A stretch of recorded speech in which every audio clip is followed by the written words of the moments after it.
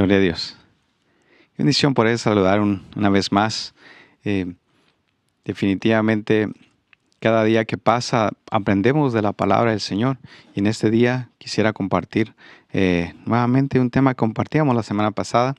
Y hablaba sobre los frutos del vientre y es interesante cómo es que la iglesia, como un vientre, tiene que producir frutos. Y usted y yo somos parte de ese vientre. Vamos a orar, vamos a poner este tiempo en las manos del Señor. Te damos gracias, Señor, porque eres bueno, porque para siempre es tu misericordia, Señor, porque nos has traído hasta aquí para no volver atrás, Señor. Te pedimos, mi Dios, que de ninguna manera, Señor, suceda eso en nuestras vidas, sino que más bien haya un avance en nosotros, Señor. Por favor, toda esterilidad en medio nuestro, Señor, que se vaya en el nombre de Jesús y que podamos, Señor, producir frutos agradables a ti, Señor. Por favor, utiliza este vaso y ponemos este tiempo en tus manos y te damos las gracias, Señor. Amén. Y amén. Entonces platicábamos anteriormente, si usted desea chequearlo, la semana pasada sobre la introducción de este tema, y es importante que nosotros veamos la figura de la mujer en la Biblia como un vientre, como una figura de la iglesia, como algo que está produciendo, y nosotros debemos de trasladar esa enseñanza a este tiempo, porque definitivamente hay diferentes tipos de iglesia, diferentes tipos de congregaciones y diferentes tipos de frutos y necesidades. Entonces, así como el Señor levantó a hombres necesarios para comenzar de nuevo, por ejemplo, Noé, por ejemplo, a Set y cada uno de los personajes que Abraham, que van marcando un antes y un después en la historia hasta llegar al punto de nuestro Señor Jesucristo, nosotros entendemos que el Señor utiliza varones, cabezas para impactar, para hacer un cambio. Así también nosotros debemos entender que hay vientres que son necesarios para producir, para que esa semilla germine y pueda producir ese fruto necesario. Entonces, platicábamos un poco de lo que respecta a la madre de las naciones. En Génesis 17:16 dice: y le bendeciré, y de cierto te daré un hijo por medio de ella, y la bendeciré, y será madre de naciones, de reyes, de pueblos vendrán de ella. El significado de aquí es del nombre Sara, es princesa y mujer de nobleza. Entonces es necesario que este vientre tenga estas características, esta iglesia tenga estas características. ¿Por qué?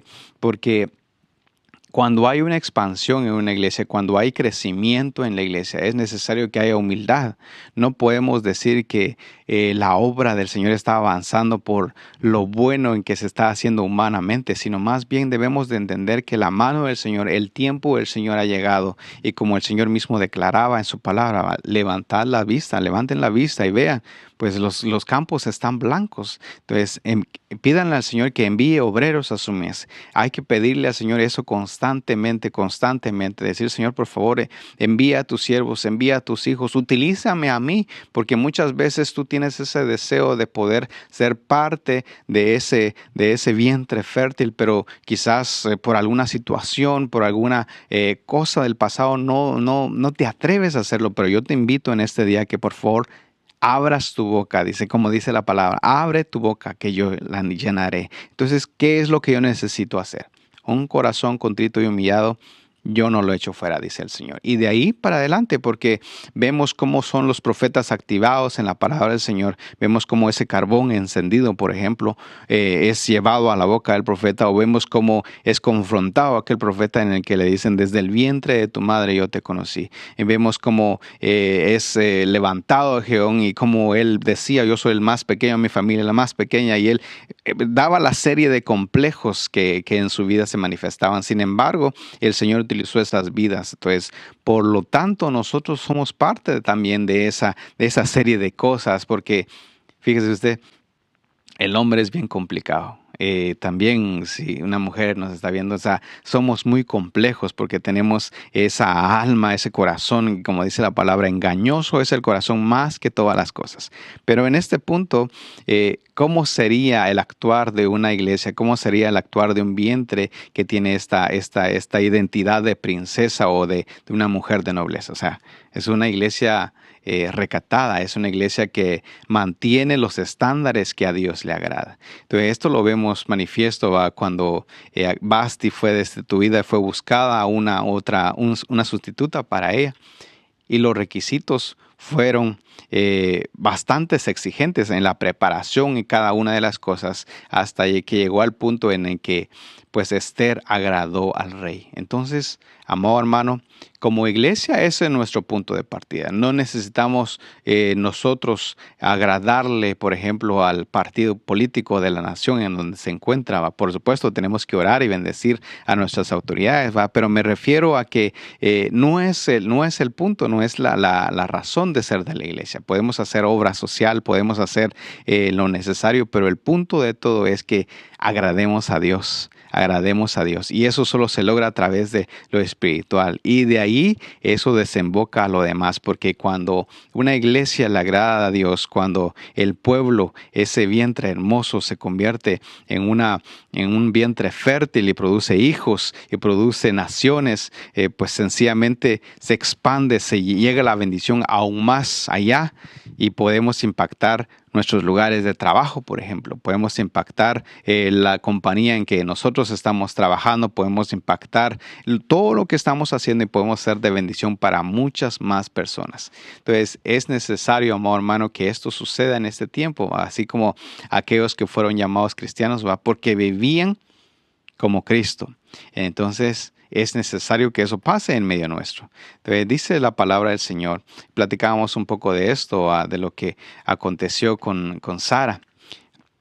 Y vemos esta parte que es la parte de la alegría, ¿va? Entonces, nosotros, amado hermano, necesitamos el gozo del Señor en nuestra vida. Una iglesia sin gozo, un vientre que no tiene gozo, que no tiene alegría, que se mantiene como muy estática, muy calmada, muy demasiado tranquilo, incluso déjeme utilizar esta palabra, demasiado solemne.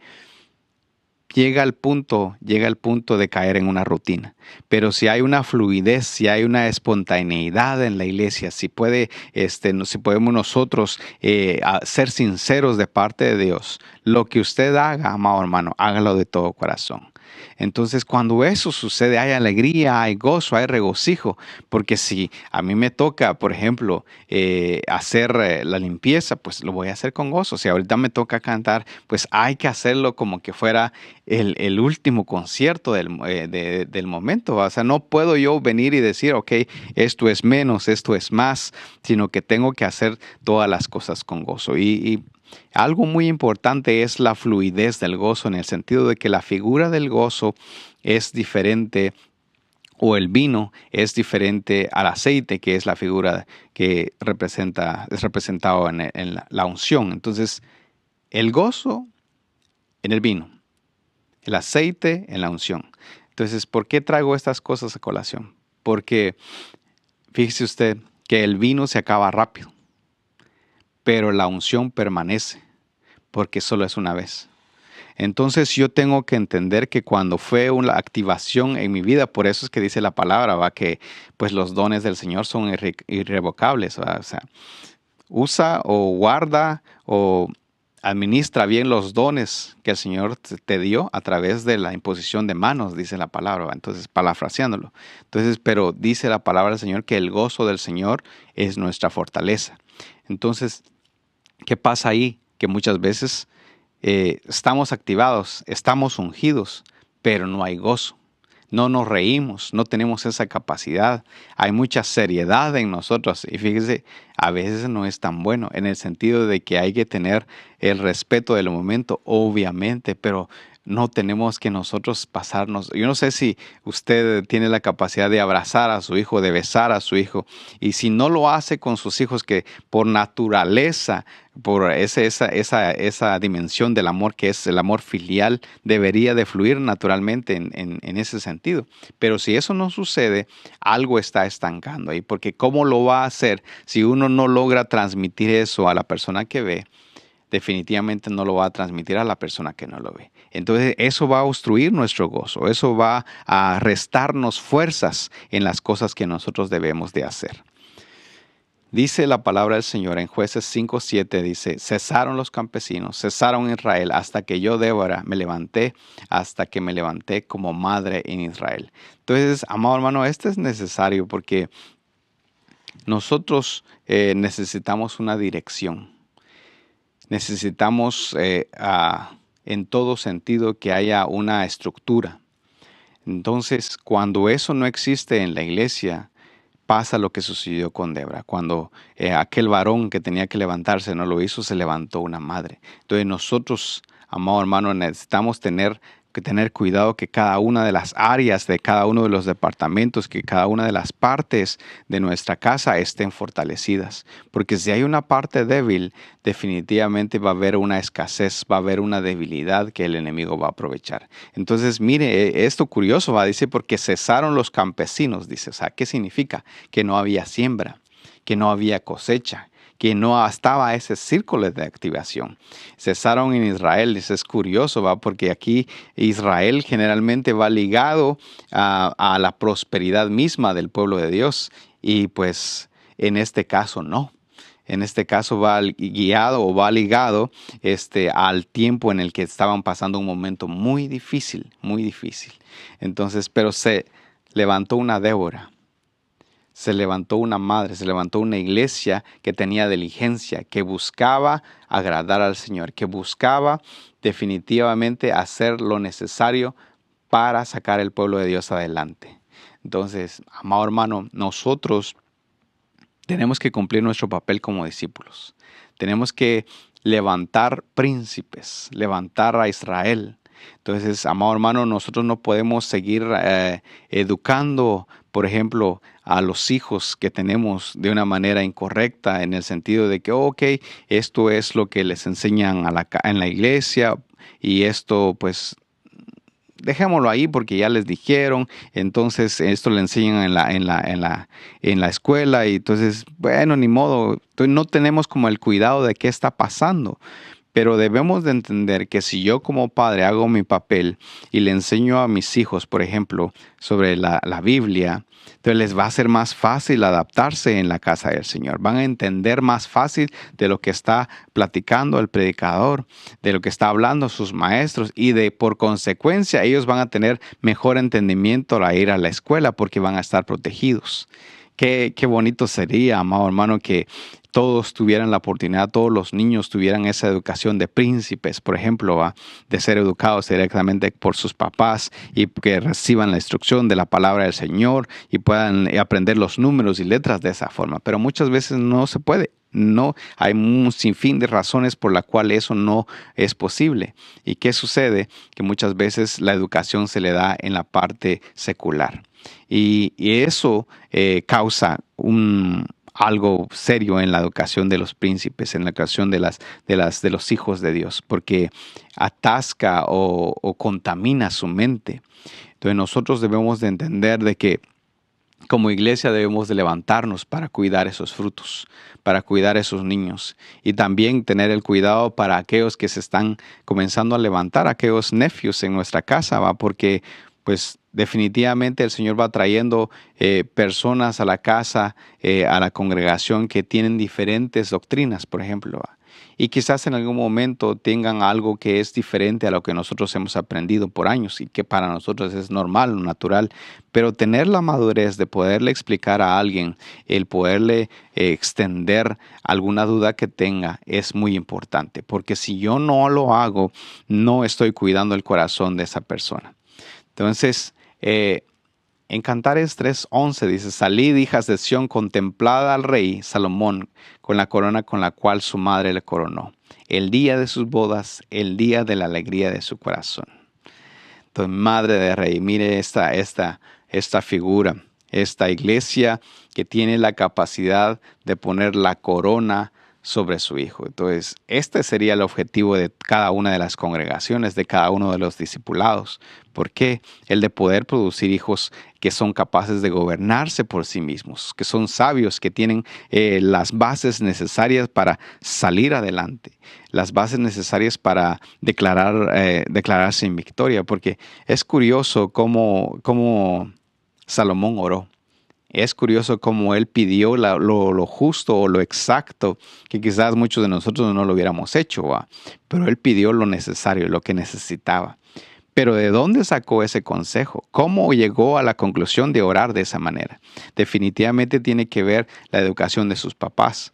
tanto del rey David como de su madre. Entonces nosotros debemos de entender que la educación que se nos da en nuestra casa tiene un impacto directo en cómo nosotros vamos a tomar decisiones, tanto en público como también en la intimidad. Nosotros debemos de entender eso. Entonces, cada vez que nosotros tratamos con esos hijos, nuestros hermanos, nosotros estamos teniendo un impacto como vientre, como iglesia que somos. Nosotros estamos formando la vida de personas. Debemos de tener ese cuidado. Debemos de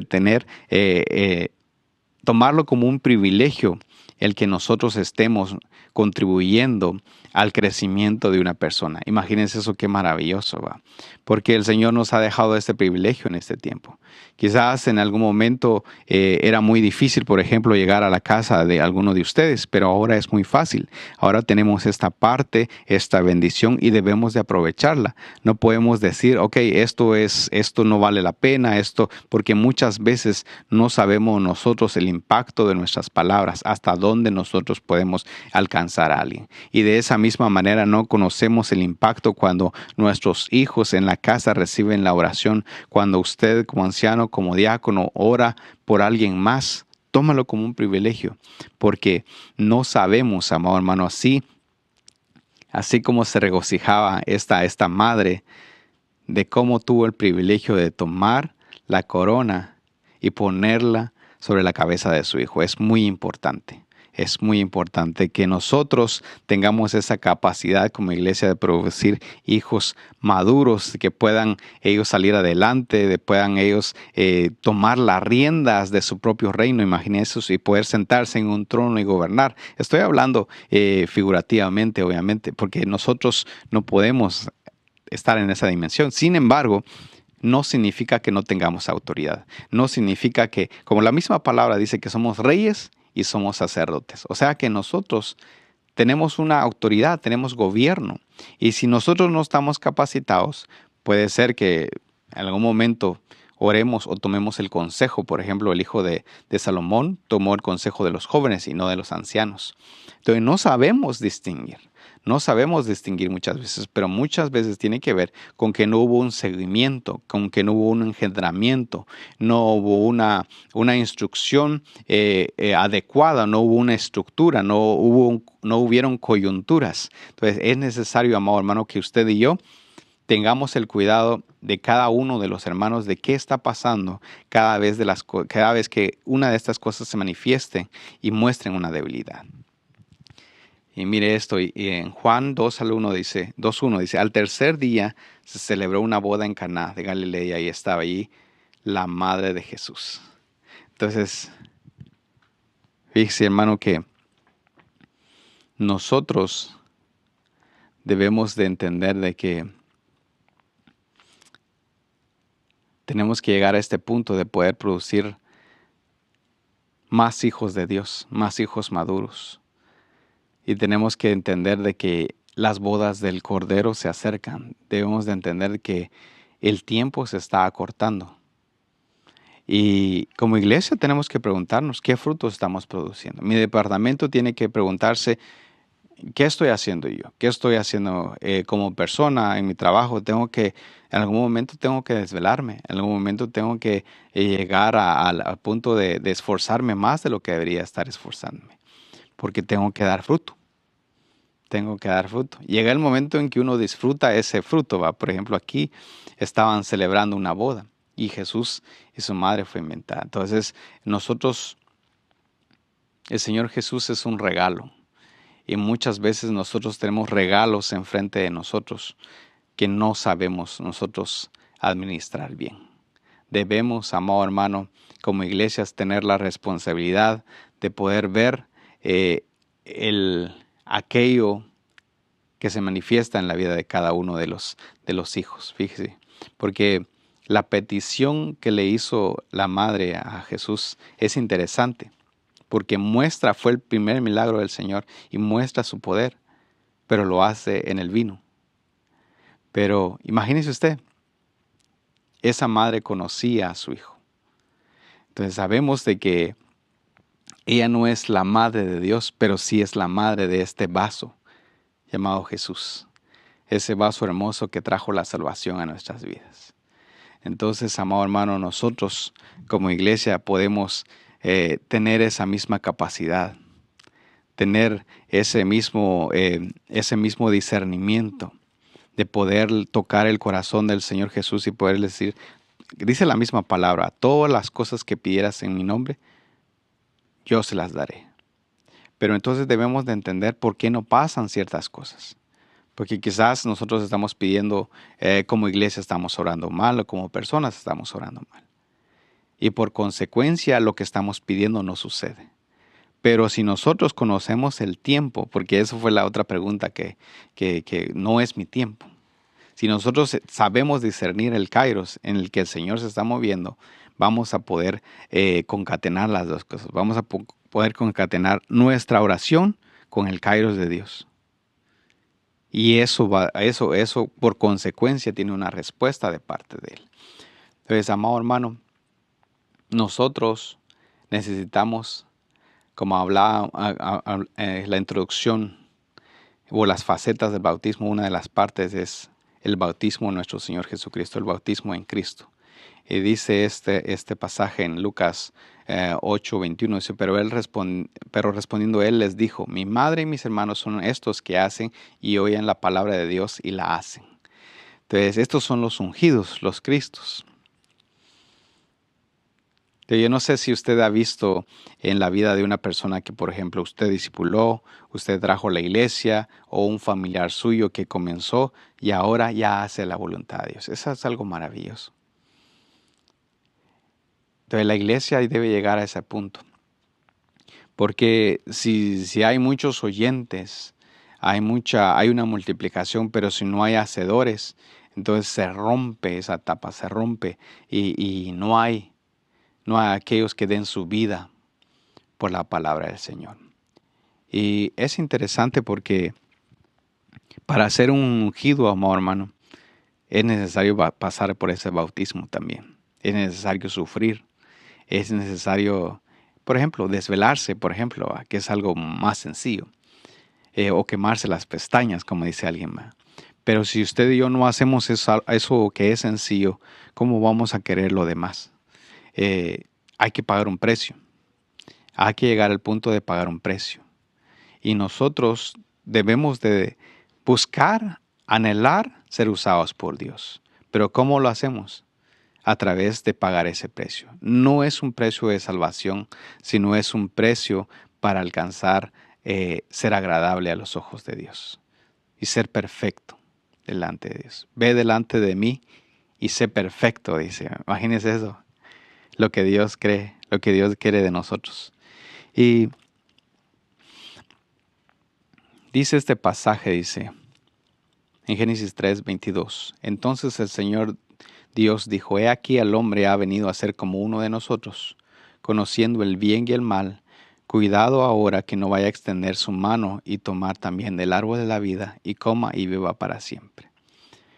Entonces nosotros, amado hermano, debemos de entender que aquí se interrumpió algo, que lo que el Señor deseaba era definitivamente que el hombre se desarrollara, que el hombre tuviera frutos, pero que no hubiera contaminación en su vida. Sin embargo, sabemos que el hombre cayó. Y por consecuencia, si el hombre vivía, iba a vivir contaminado.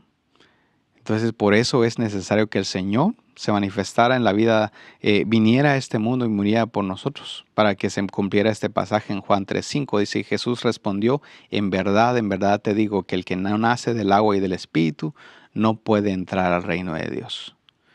Entonces, ¿cuál es el punto de que el Señor venga a esta tierra? Que nosotros regresemos a la casa del Padre.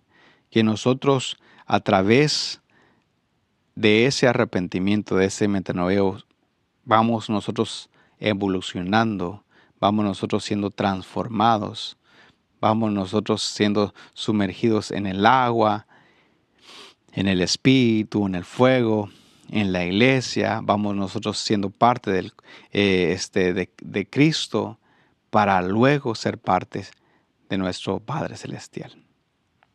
Entonces, yo quiero invitarte. Yo no sé cuánto tiempo tienes tú de ser cristiano. Yo no sé cuánto tiempo el Señor te ha tenido aprendiendo de su palabra. Pero la pregunta es, ¿cuáles son tus frutos? Porque dice la palabra que por sus frutos los conoceréis. Entonces, una de las cosas que yo tengo que preguntarme como discípulo es qué frutos estoy produciendo. Y esa es una parte introspectiva, porque si yo tengo que ver el fruto de alguien más, eso es fácil, porque la misma palabra lo dice, ¿va? Uno ve pues aquello pequeño que está en el ojo de la persona, pero no ve la viga en el propio. Entonces la parte de ver los frutos también es de esa misma manera, porque muchas veces el único que no nota los frutos soy yo.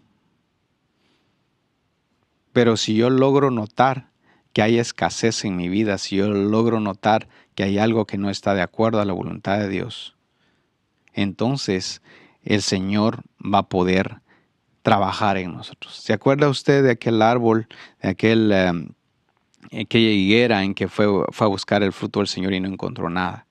Entonces nosotros necesitamos producir frutos, tanto como discípulos, tanto como congregación, como departamento, como usted lo quiera llamar. Necesitamos producir frutos. ¿Qué estamos haciendo? ¿Qué estoy haciendo? Entonces, ¿estoy haciendo bien? ¿Estoy haciendo mal? ¿Estoy haciendo algo bueno, algo agradable o algo perfecto? Porque siempre, siempre el Señor nos va a exigir más, porque Él conoce nuestra capacidad. Los únicos que se limitan en capacidad somos nosotros mismos, al ver nuestra naturaleza, a ver nuestra manera de pensar o incluso las limitaciones físicas que nos ponemos.